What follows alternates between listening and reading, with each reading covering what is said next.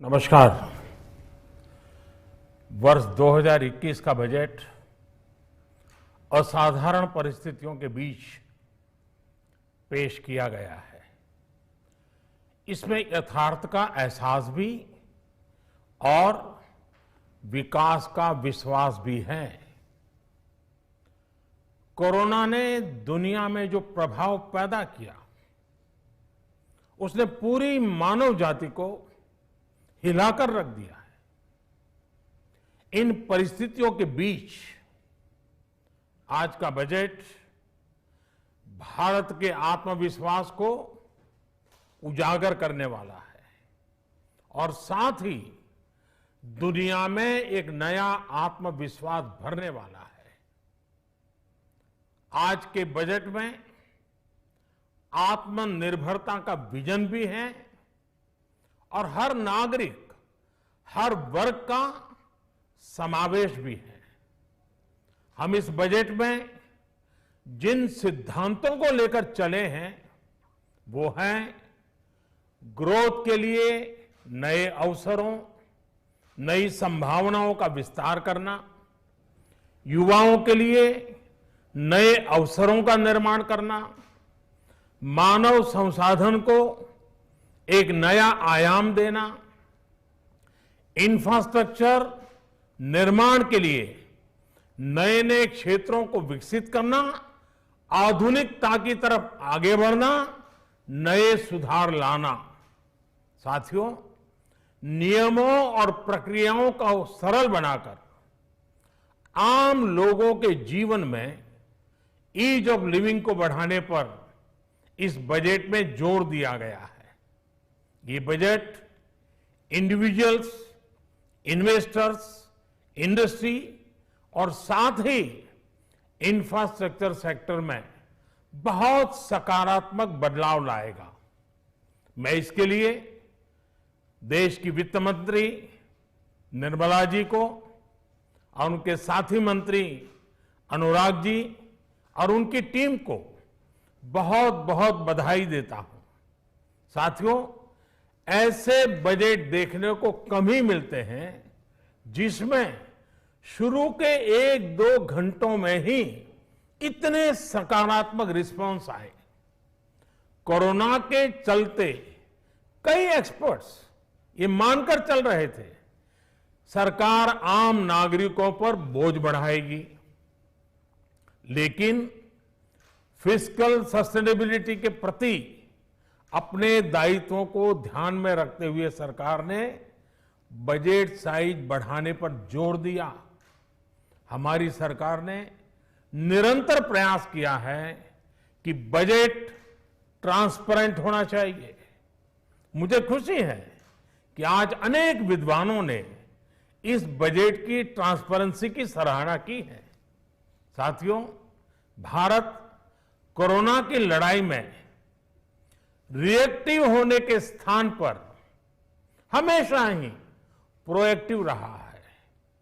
चाहे वो कोरोना के काल में किए गए रिफॉर्म्स हो या फिर आत्मनिर्भर भारत का संकल्प, इसी प्रोएक्टिवनेस को बढ़ाते हुए आज के बजट में भी रिएक्टिव का नामो निशान नहीं है। साथ ही हम एक्टिव पर, स्टेटस को पर भी अटके नहीं हैं और हमने इस बजट में भी प्रोएक्टिव बजट देकर के देश के सामने प्रोएक्टिव होने का संदेश दिया है। यह बजट उन सेक्टर्स पर विशेष रूप से केंद्रित है जिनसे वेल्थ और वेलनेस दोनों ही तेज गति से बढ़ेंगे, जान भी जहान भी। इसमें एमएसएमईज और इंफ्रास्ट्रक्चर पर विशेष रूप से जोर दिया गया है। इसी तरह ये बजट जिस तरह से हेल्थ केयर पर केंद्रित है वो भी अभूतपूर्व है। ये बजट देश के हर क्षेत्र में विकास यानी ऑल राउंड डेवलपमेंट की बात करता रहता है। खास तौर पर मुझे खुशी है कि इस बजट में दक्षिण के हमारे राज्य, पूर्वोत्तर के हमारे राज्य और उत्तर में लेह लद्दाख जैसे क्षेत्रों में विकास पर विशेष ध्यान दिया है।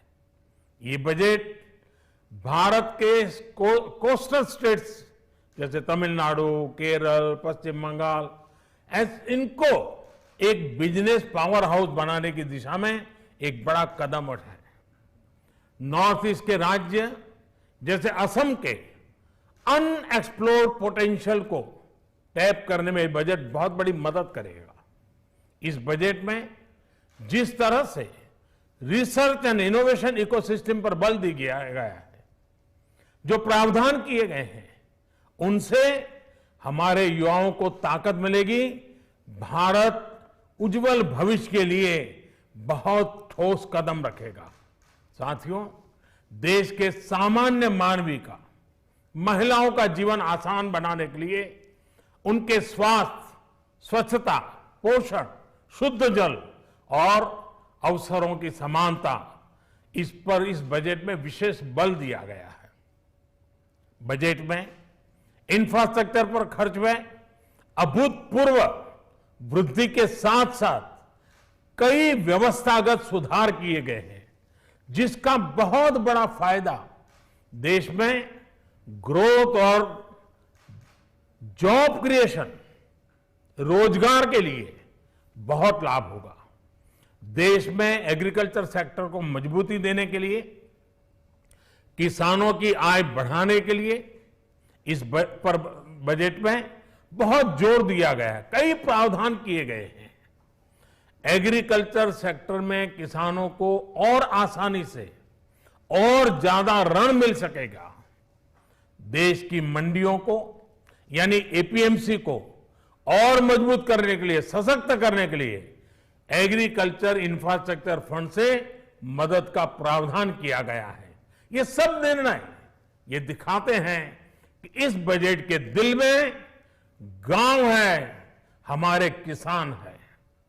एमएसएमई सेक्टर को गति देने के लिए, रोजगार के अवसर बढ़ाने के लिए इस बार एमएसएमई सेक्टर का बजट भी पिछले साल की तुलना में 2 गुना से ज्यादा कर दिया गया है। साथियों, ये बजट आत्मनिर्भरता के उस रास्ते को लेकर आगे बढ़ा है जिसमें देश के हर नागरिक की प्रगति शामिल है। ये बजट इस दशक की शुरुआत की एक मजबूत नींव रखने वाला बजट है। सभी देशवासियों को आत्मनिर्भर भारत के इस महत्वपूर्ण बजट के लिए मैं बहुत बहुत शुभकामनाएं देता हूं। फिर से एक बार वित्त मंत्री जी और उनकी टीम को बहुत बहुत अभिनंदन करता हूं, धन्यवाद करता हूं।